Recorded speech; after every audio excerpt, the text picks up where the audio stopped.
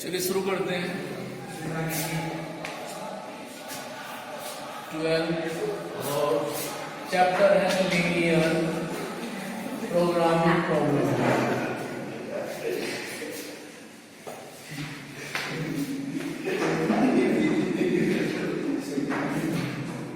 जिसको हम बोलते हैं शॉर्ट में एलपीपी। और इसमें हमने कल उसका जो बेसिक है वो कल समझा था कि एलपीपी क्या होता है, उसकी जरूरत क्यों पड़ती है और उसके कितने पार्ट्स हैं और उन पार्ट्स में हम कैसे कैसे उसको जो है सोल्व करते हैं। तो यहाँ पे क्वेश्चन अभी फटाफट आप 7 देखिए। क्वेश्चन नंबर 7 में लिखा है minimize and maximize. It mean जो हमारा फंक्शन है जिसको हम बोलते हैं ऑब्जेक्टिव फंक्शन, ऊपर यहाँ पे एक बात और भी लिखी हुई है, so that the minimum of z occur at more than 2 point. वो कह रहे हैं कि जो यहाँ पे मिनिमम वैल्यू आएगी z फंक्शन की वो अपने आप में 2 और 2 से अधिक जो पॉइंट्स हैं उन पे आएगी। तो क्वेश्चन नंबर आप 7 देखिए, minimize and maximize z equals to 5x plus 10y। It is objective function subject to x plus 2y less than 120 and x plus y greater than 60, and third is x minus 2y greater than 0। Restriction जो दी हुई है वो x y greater than equals to 0 है। पहले function दिया है objective function, उसके बाद में दिया है हमें कंस्ट्रेंट और सबसे लास्ट में दिया है हमें रेस्ट्रिक्शन। तो सबसे पहले तो हम यहाँ पे जो हमें कंस्ट्रेंट दी हुई हैं उनको हम ड्रॉ करेंगे। तो जरा आइए हम ड्रॉ करते हैं अभी कंस्ट्रेंट को।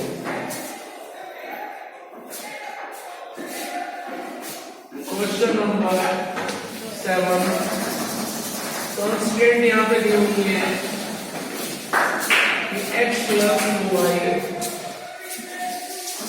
Less than 120। उसके बाद में दिया है x plus y greater than equals to 60 और उसके बाद दिया है x minus 2y।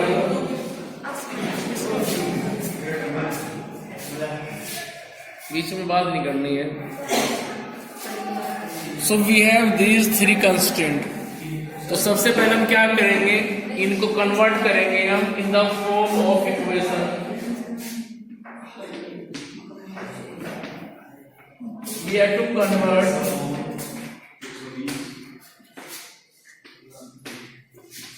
the inequation into equation। हम कन्वर्ट करेंगे इनको इक्वेशन फॉर्म में और ये बनेगा x plus 2y less than equals to 120। अब जो हमारा मेन मोटिव होगा वो इस लाइन को ग्राफ पे ड्रॉ करना होगा। इसके बाद कन्वर्ट कीजिए सेकंड को, means x plus y equals to 60 और थर्ड बनेगी x minus 2y equals to 0। तो इस तरह से हमें मिल चुके हैं 3 इक्वेशन। अब हम इन 3 इक्वेशन को ग्राफ पेपर पे ड्रॉ करेंगे। ग्राफ पेपर एक ही होगा जिसके ऊपर हमें इनको ड्रॉ करना पड़ेगा। अब ड्रॉ करने के यहाँ पे मेरे पास में 2 रास्ते हैं। एक रास्ता मेरे पास में ये है कि हम इन इक्वेशन को कन्वर्ट कर लें इंटरसेप्ट फॉर्म में। आपने पढ़ा था लास्ट ईयर कि x upon a plus y upon b equals to 1। ये थी हमारे पास इंटरसेप्ट फॉर्म। और एक ऐसी लाइन जो ऐसी फॉर्म में होती है वो पास होती है x एक्सिस पे a डिस्टेंस पे और y पे b डिस्टेंस पे। तो इसको हम इजिली ड्रॉ कर सकते हैं without any point table. Second रास्ता ये है कि आप यहाँ पे x को निकालिए, जो आएगा 120 माइनस 2y, फिर y को पुट करते जाइए, x निकालते जाइए, टेबल बन जाएगी। तो with the help of table भी आप इसको ग्राफ पर ड्रॉ कर सकते हैं। तो 2 रास्ते हमारे पास में हैं ग्राफ पर ड्रॉ करने के। मैं यहाँ पे यूज करूंगा फिलहाल इंटरसेप्ट फॉर्म। तो बनेगा x upon 120 plus 2y upon 120 equals to 120 upon 120. So we can write x upon 120 plus y/60 equals to 1। उसके बाद जाएंगे सेकंड लाइन में, उसको लिख सकते हैं कि x/60 plus y/60 equals to 1। उसके बाद में जो थर्ड लाइन है, थर्ड लाइन ये दी हुई है हमें x minus 2y equals to 0। तो इसको लिख सकते हैं x इक्वल्स टू 2y, या फिर लिख सकते हैं y equals to 1/2 time of x। चलिए डाउट है, बोलो क्या कह रहे हो? पॉइंट पे कहाँ आ रही है ये? नहीं, ये आपको पॉइंट कहां से देगा? देखो उसमें तो यदि आप x को रखेंगे 2 तो y 1 आएगा, x रखेंगे 4 तो 2 आएगा, x रखेंगे 6 तो y मिलता चला जाएगा। और वैसे भी ये लाइन तो वो है जो पास होगी ओरिजिन से। आपने पढ़ा था लास्ट ईयर, लाइन का कंसेप्ट चल रहा था, तो आपने पढ़ी थी लाइन की, वहां पे y इक्वल्स टू mx प्लस c फॉर्म पढ़ी थी, जिसको बोलते थे हम slope intercept form of line. यहाँ पे m स्लोप है, c इंटरसेप्ट जो कटता है x एक्सिस पे। तो यहाँ पे c है ही नहीं, यहाँ पे तो सिर्फ m1/2 है। यदि आप उसको इससे कंपेयर करें, और मैंने आपको वैसे बताया भी था कि यदि किसी लाइन के अंदर कोई कांस्टेंट पार्ट ही नहीं होता है तो वो तो पास होगी फिर ओरिजिन से। तो ये लाइन अपने आप में जब हम इसको ड्रॉ करेंगे अभी, तो ये लाइन चली जाएगी कुछ इस तरह से, ठीक है। सिर्फ इसको उसकी डायरेक्शन है, थोड़ी वो वेरी कर सकती है कि आप इसको थोड़ा नीचे करेंगे या थोड़ा सा मतलब जैसे को ऊपर रखेंगे लाइन को, तो वो बताएंगे आपको पॉइंट रखते जाना इसमें कि भाई x को 2 तो y 1 आएगा, x 4 तो y 2 आएगा, x 6 तो y फिर 3 आ जाएगा, ऐसे। हाँ बोलो क्या कह रहे थे?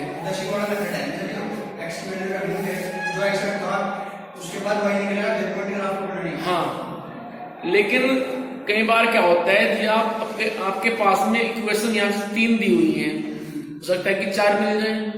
अब यदि चारों को आप उस पॉइंट टेबल के हेल्प से शो करेंगे तो टाइम लग जाएगा उसमें आधा घंटा, तो फिर कैसे करेंगे? तो उसका आसान रास्ता ये है कि आप लाइन को ऐसी फॉर्म में कन्वर्ट कर लें जिसको बोलते हैं इंटरसेप्ट फॉर्म। लेकिन ये भी तब तक काम करेगा जब तक हमें वैल्यू मिलेंगे अपने आप में यहाँ पे कंप्लीट। अब मान लो यहाँ पे आ जाए आपके पास में 7/3, क्योंकि स्लोप फॉर्म जो होती है उसकी एक लिमिटेशन है। लिमिटेशन क्या है? उसका ड्रॉबैक भी है कि उसमें coefficient of x and y हमेशा रहते हैं 1/1, बीच में रहता है प्लस साइन, और जो भी अमाउंट है यहाँ पे वो जाएगी अपॉन में।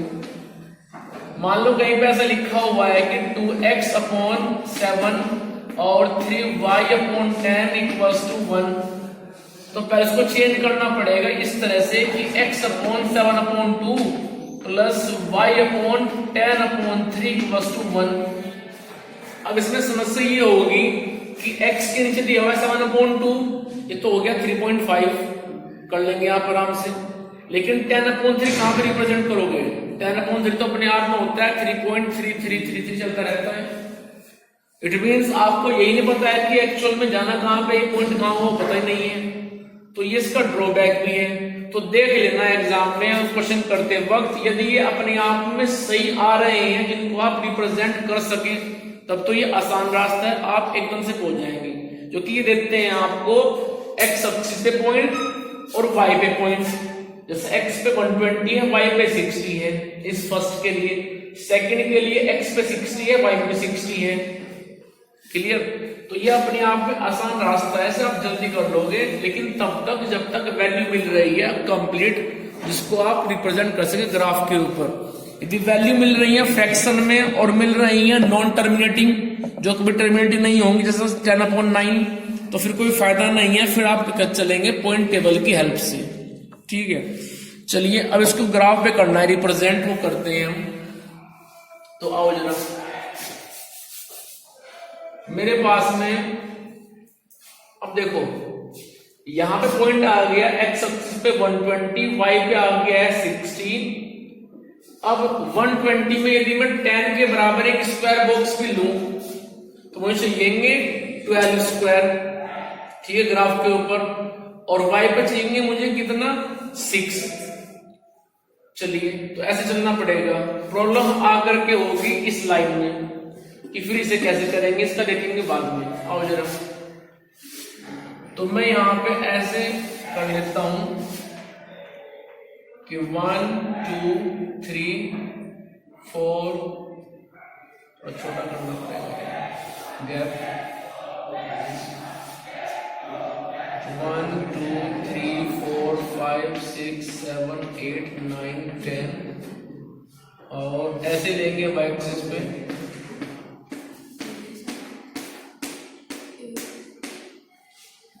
और एक बात और भी है इन क्वेश्चनों में, जो भी आपका एरिया आएगा वो हमेशा फर्स्ट क्वाड्रेंट में आएगा, फर्स्ट से बाहर नहीं आएगा।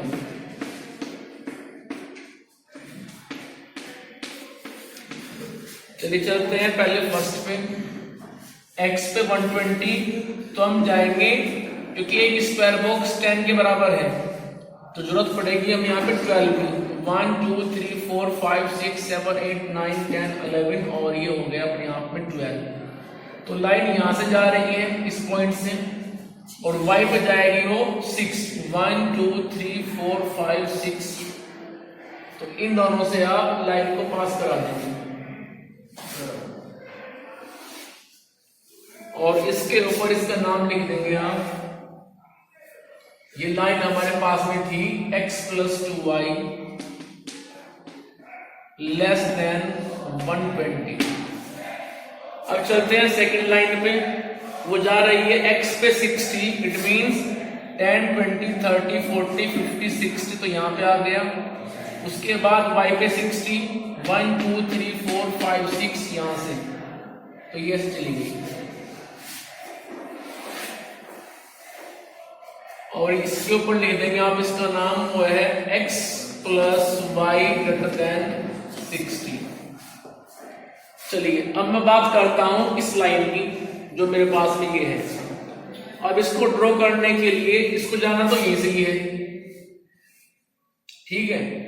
अब यदि यहां पे x को रखते हैं आप 2 4 6, तो काफी बड़ा हो रहा है, तो आप इसमें एक काम कर लो, फिर 2 4 6 काम नहीं चलेगा, क्योंकि यहाँ पे बात हम कर रहे हैं 10 की, 10 20 30, इधर की बात कर रहे हैं हम 10 20 30, तो उसमें आप फिर x को सीधा 10 रखो, तो जब x 10 रखेंगे तो y मिलेगा 5, तो यहाँ पे x रखा मैं 10, y मिलता है 5, 20 में मिलेगा मुझे 10, 30 में मिलेगा मुझे 15।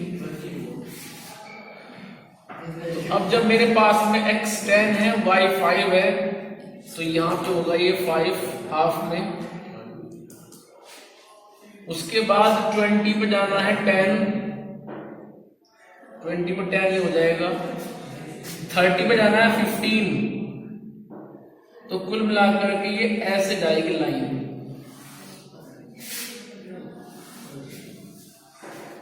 और इसके ऊपर लिख देंगे आप x - 2y > 0। तो सबसे पहले तो हमें ये करना पड़ता है कि हम कन्वर्ट करेंगे इन कांस्टेंट को इक्वेशन में, फिर उन इक्वेशन को हम ग्राफ पे ड्रॉ करेंगे। ड्रॉ करने के बाद अब यहाँ पे एरो लगाने हैं, जो क्लास एरो जो आपने लगाए थे वो एरो कैसे लगाएंगे, उसका भी एक तरीका है कि आप इन तीनों कांस्टेंट के अंदर रखिए x को 0 और y को 0।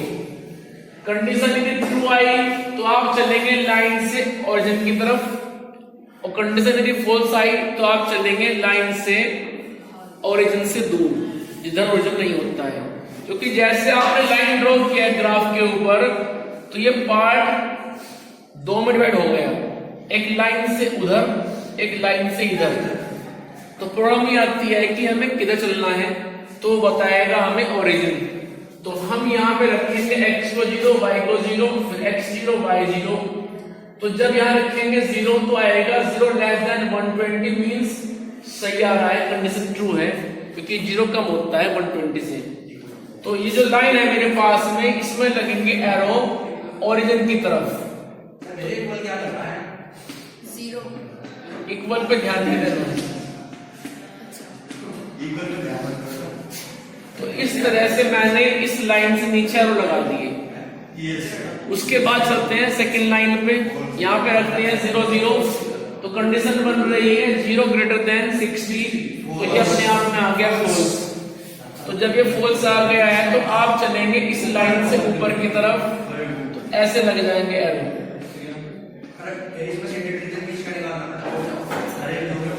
ठीक है, उसके बाद में अब चलिए आप थर्ड लाइन पे।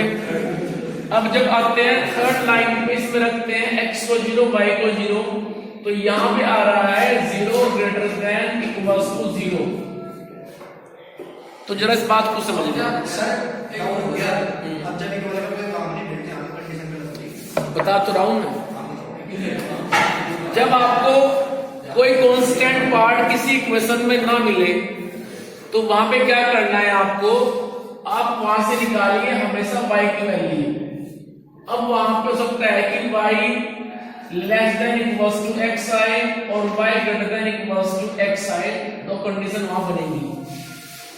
यदि y आ रहा है ग्रेटर देन, तो आप चलेंगे लाइन से ऊपर की तरफ, और यदि y आ रहा है अपने आप में लेस देन, तो आप चलेंगे फिर लाइन से नीचे की तरफ। ये बात आप ध्यान रखें बस। उसको एक ही तरीका है, जब कोई कांस्टेंट पार्ट लाइन में अवेलेबल ना हो तो आप वहां से y की वैल्यू निकाल लो।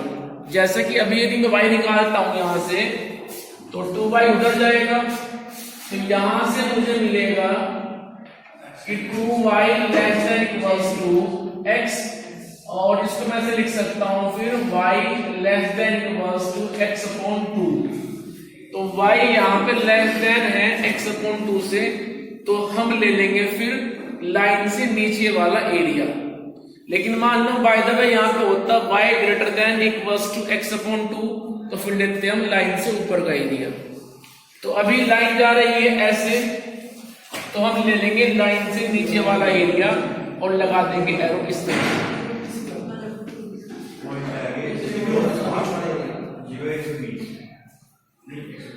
ठीक है, एरो सब पे लग गए।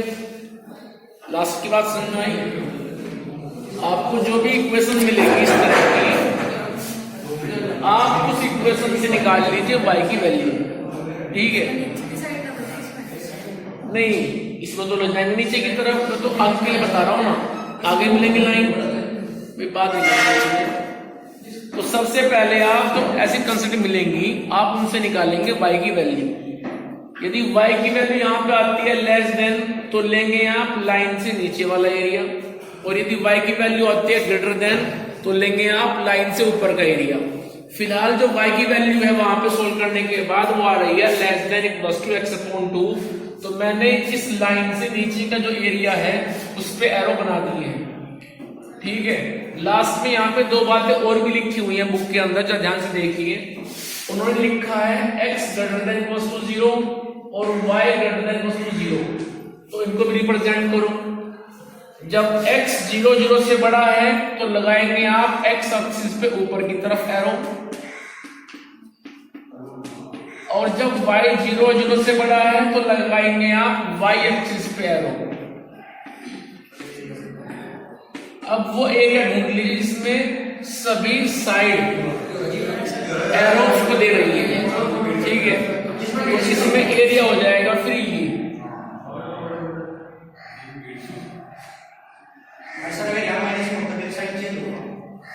कहाँ होता माइनस में?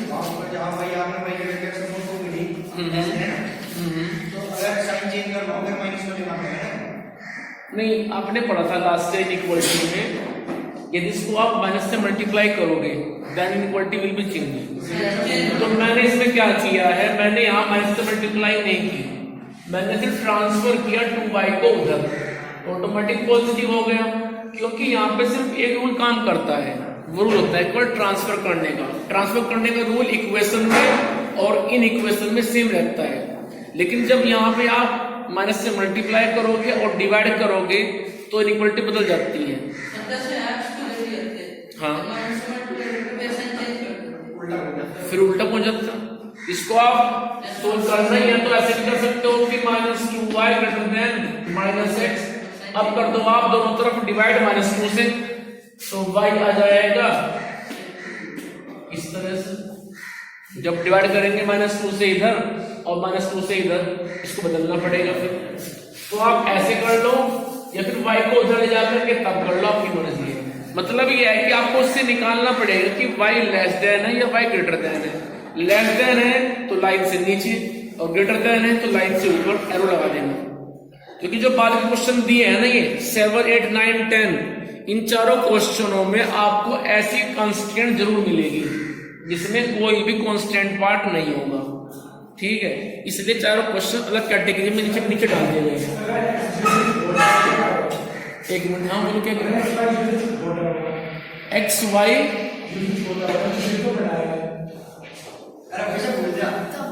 आप ये कहना चाह रहे हो कि x -2y ऐसे हो जाए यहाँ पे? नहीं, यहाँ पे ऐसा नहीं होगा। आपके क्लास 12th में x और y 0, 0 से बड़ा रहेगा। दरअसल ये 0 से बड़ा क्यों रहेगा, आप कल आए नहीं थे। x और y अपने आप में वो वेरिएबल हैं जिन पे हम ऐसा वर्क कर रहे हैं कि या तो वो मैक्सिमम होंगे और या फिर वो मिनिमम होंगे।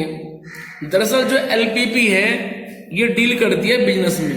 जैसे कंपनी है, कंपनी कोई सामान मैन्युफैक्चर कर रही है, वो एक बना रही है टूथपेस्ट, एक बना रही है डस्टबिन।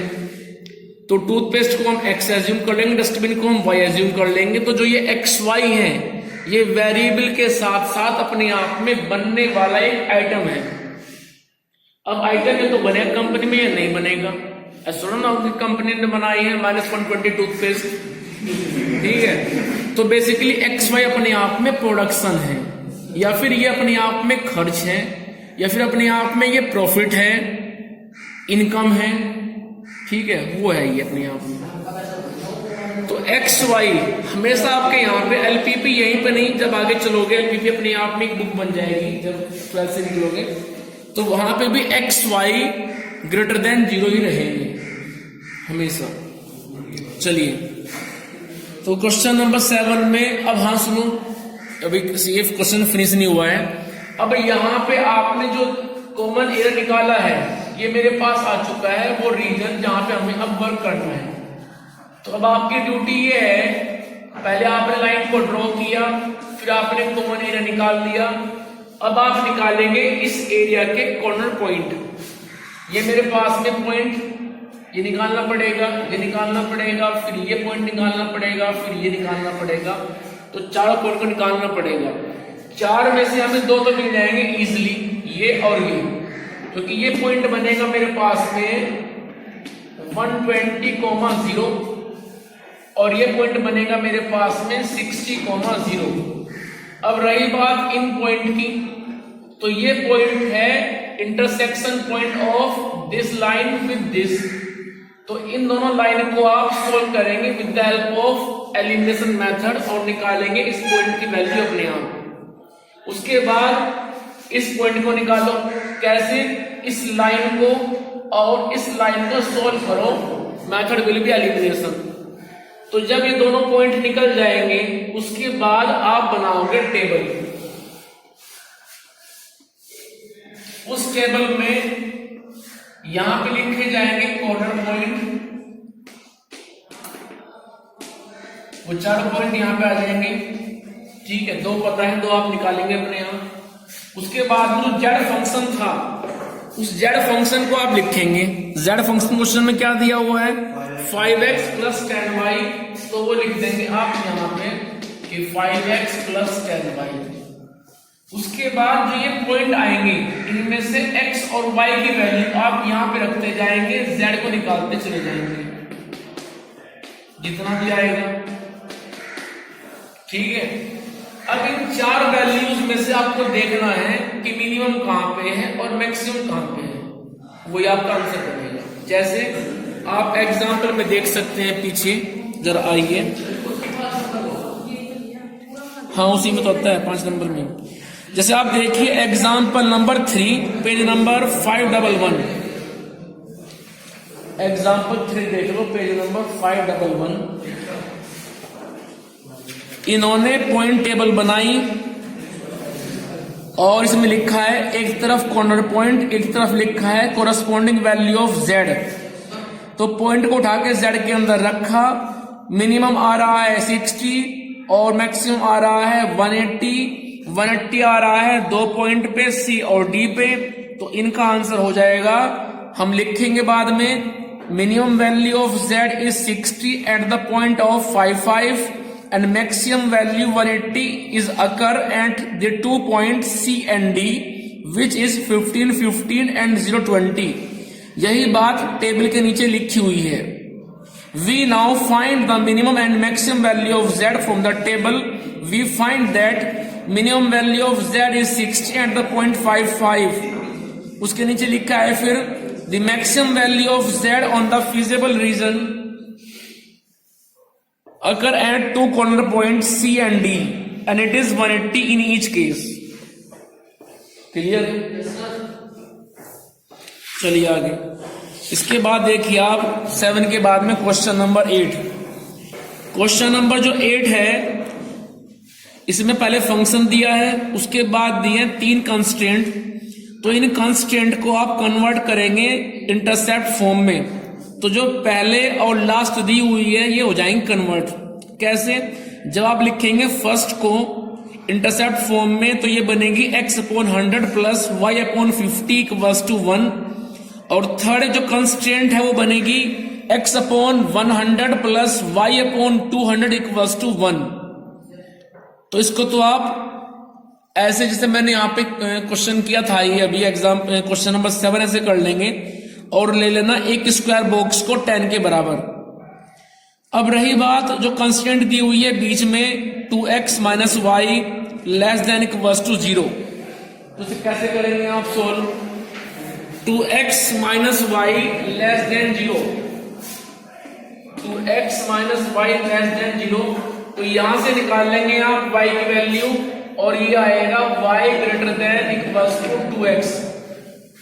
ठीक है, तो इस लाइन को ड्रॉ करके कैसे ड्रॉ करेंगे? x को रख देना यहाँ पे 10 तो y आ जाएगा 20, x को रख देना 20 तो y आ जाएगा 40, x को रख देना 30 तो y आ जाएगा 60। मिल गए 3 पॉइंट। वो 3 पॉइंट लेकर के इस लाइन को आप ड्रॉ कर देना और ड्रॉ करने के बाद लाइन से ऊपर की तरफ एरो मार्क कर देना।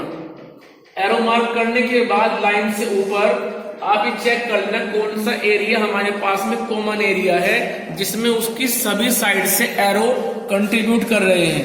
यदि कोई एक साइड एरो कंट्रीब्यूट नहीं करेगी तो वो आपका एरिया कॉमन एरिया नहीं होगा। ये बात ध्यान रखें आप, उस एरिया को छोड़ देना। फिर तो कॉमन एरिया निकालने के बाद क्वेश्चन नंबर 8 में आप निकाल लेंगे अपने एरिया के कॉर्नर पॉइंट। उस एरिया को जो बना रहे हैं वो पॉइंट आप निकालेंगे। पॉइंट निकालने के बाद आप टेबल बनाएंगे और टेबल में आप उन पॉइंट्स को जेड फंक्शन के अंदर, जो जेड फंक्शन हमें अभी इस वक्त दिया हुआ है x+2y, वहां पुट करेंगे। और पुट करने के बाद उनमें जो मिनिमम होगा और जो मैक्सिमम होगा वो आपका आंसर बनेगा। Question number 9। क्वेश्चन नंबर 9 में आपको फंक्शन दिया है z इक्वल्स टू -x+2y और ये सिर्फ बात कर रहे हैं मैक्सिमम की। ऐसे क्वेश्चन नंबर 10 में सिर्फ बात कर रहे हैं मैक्सिमम की। उसके बाद जो कंस्ट्रेंट है, कंस्ट्रेंट यहाँ पे थोड़ा आसान है आपके लिए। क्वेश्चन नंबर 9 में पहले दी हुई है x greater than equals to 3।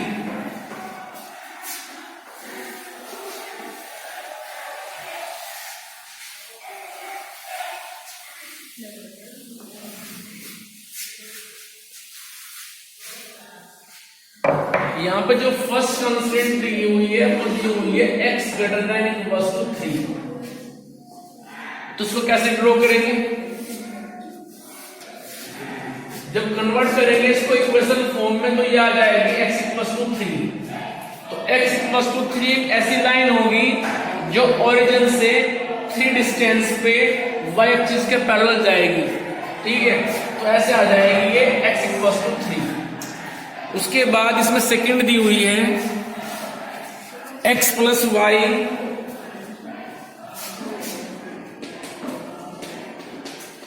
तो इसको लिख लेंगे आप ऐसे कि x plus y equals to 5 तो बनेगा x अपॉन 5 प्लस कल आए थे आप 5.5 और ये 1। उसके बाद थर्ड दी हुई है, आपको x + 2y > 6। तो ये बनेगा x + 2y = 6, तो बनेगा x/6 और 6 से डिवाइड तो y/3 = 1। तो मैं कर लेता हूं उसको ऐसे 1 2 3 4 5 6 7। अब देखिए x = 3, तो ये हो जाएगा मेरे पास में x, उसके बाद ये लाइन 2 4 5 और यहां पे मिलेगी ये 5 2 4।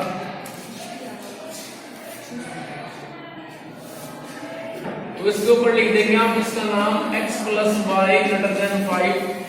उसके बाद लास्ट x पे जाएगी 6 से और y पे जाएगी 3 से।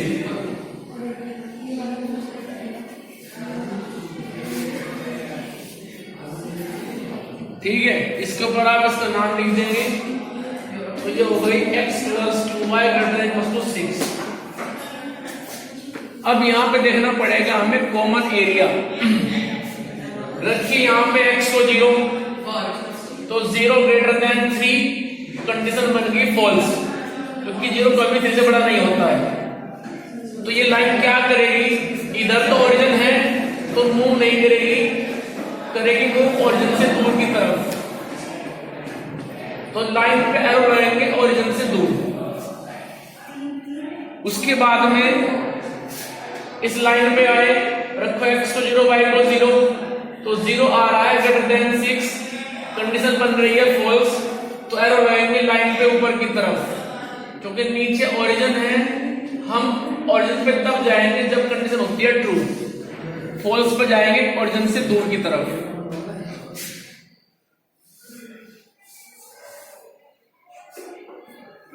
चलिए आगे। अब x + 5 > 5, रखिए x को 0 y को 0, 0 > 5 कंडीशन फिर से बन रही है फॉल्स। तो ये लाइन कंटेन करेगी अपने से ऊपर का एरिया। एरो हमेशा लगाने हैं आपको केवल फर्स्ट क्वाड्रेंट के अंदर ही, उससे नीचे और उससे ऊपर मत लगाना। अब उसके बाद बचता है मेरे पास में x > 0 y > 0, तो एरो लगा देंगे आप x एक्सिस पे और फिर लगा देंगे आप